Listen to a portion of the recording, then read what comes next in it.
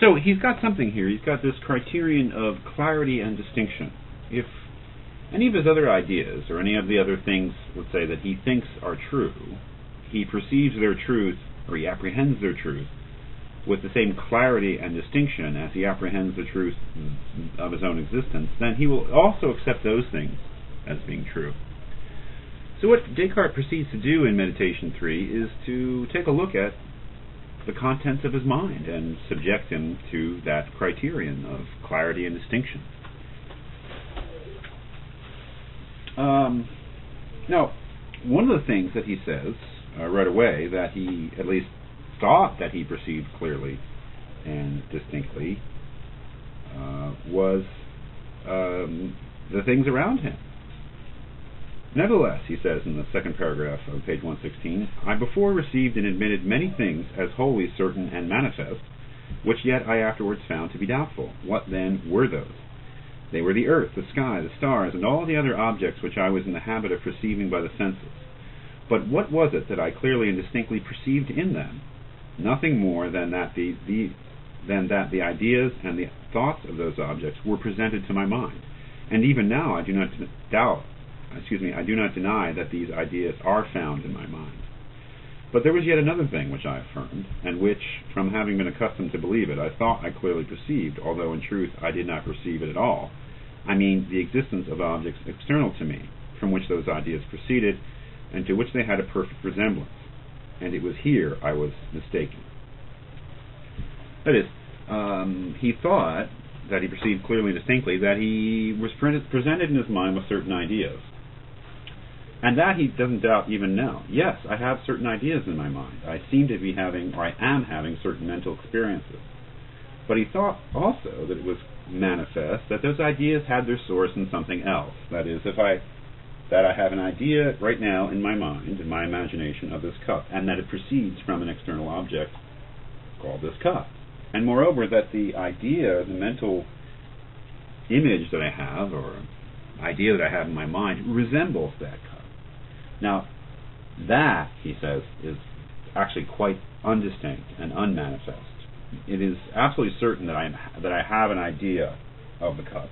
What is not certain is either that that idea comes from something external to me, or even if it does, that my idea somehow resembles in some kind of way that we would say is represented, the true representation of that cup. Those things he doesn't have.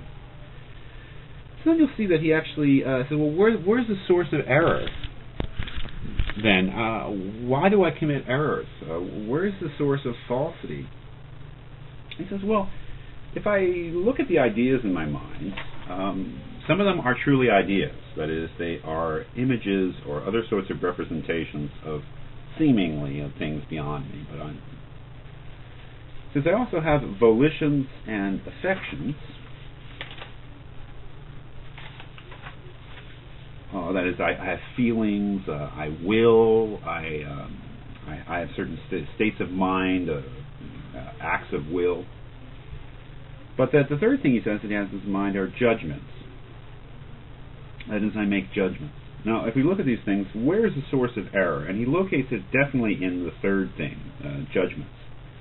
If you look at page 118 in the second paragraph, he says, now, with respect to ideas, that is, the things that seem to be representative of the objects that surround me, if these are considered only in themselves and are not referred to any object beyond them, they cannot, properly speaking, be false.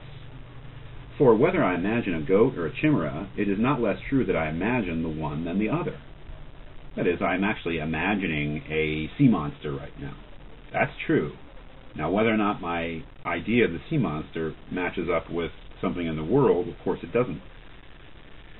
Nor need we fear that falsity may exist in the will or affections, for although I may desire objects that are wrong, and even that never existed, it is still true that I desire them. Like, my hunger couldn't be false.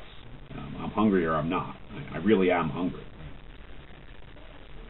There thus only remain our judgments, in which we must take diligent heed that we be not deceived. But the chief and most ordinary error that arises in them consists in judging that the ideas which are in us are like or conformed to the things that are external to us. For surely, if we but considered the ideas themselves as certain modes of our thought, of consciousness, without referring them to anything beyond, we would hardly afford any occasion of error. So we find that the source of error is in judgment, making judgments. That is, making judgments on the basis of the evidence of our ideas and affections and volitions. You can't be wrong about seeming to see something. You really do seem to see it. Or you can't be wrong about having a sensation of green. What you can be wrong about is judging that you have that sensation of green because there's a green thing out there that is somehow sending you signals. Now that is a judgment. That is an inference made on the basis of evidence. And that's where we can go wrong. So, as we'll see, that much of Descartes' conclusion in this matter is that he should not make any judgment unless the truth of something is as clear and as distinct as the truth that he found in Meditation 2 of his own existence, and also of what kind of thing he was, a thinking thing.